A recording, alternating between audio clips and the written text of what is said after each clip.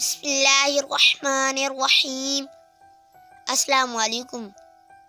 کسی سے دور ہونا اور کسی کو دور کر دینا آسان نہیں ہوتا۔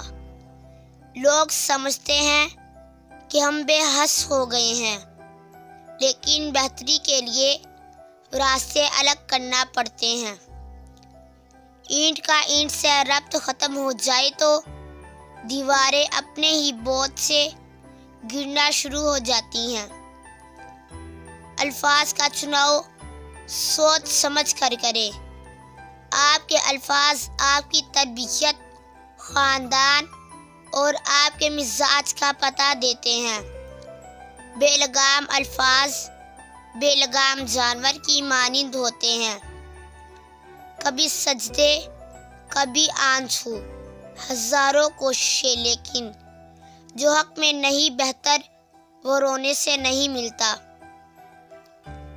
بچپن میں جہاں چاہیں ہنس لیتے تھے، جہاں چاہیں رو لیتے تھے۔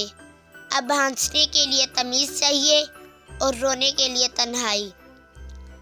جو انسان پہلے سے ٹوٹ ہوا ہو، پھر اسے اس بات سے کوئی فرق نہیں پڑتا کہ سامنے والا اسے مزید کتنا توڑے گا۔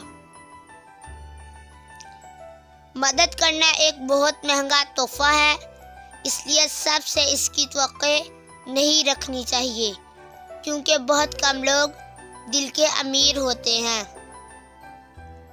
2 دن کی زندگی ہے، اسے 2 ہی اصولوں پر گزار دو۔ رہو تو پھولوں کی طرح، بکھرو تو خوشبو کی طرح۔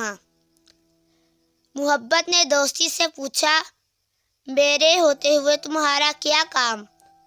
دوستی نے جواب دیا، میں ان لبوں کی مسکراہٹ ہوں جن کی آنکھوں میں تم آنسو چھوڑ جاتے ہو۔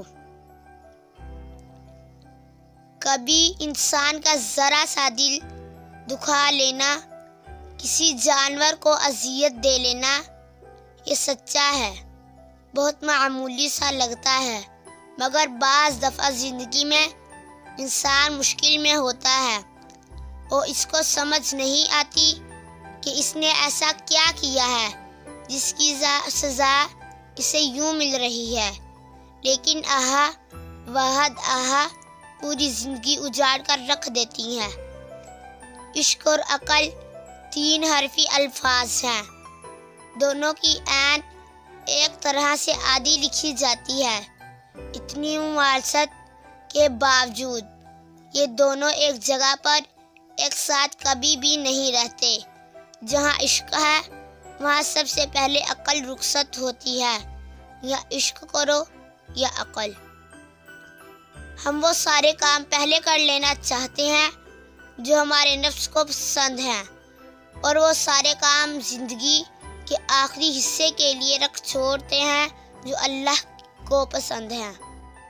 اگر ویڈیو اچھی لگی تو جلدی سے ویڈیو کو لائک کر لیجئے۔ میری حوصلہ افزائی کے لیے پلیز میرے چینل کو فری میں سبسکرائب کر لیجئے، ساتھ ہی بیل آئیکن کو دبا دیجئے۔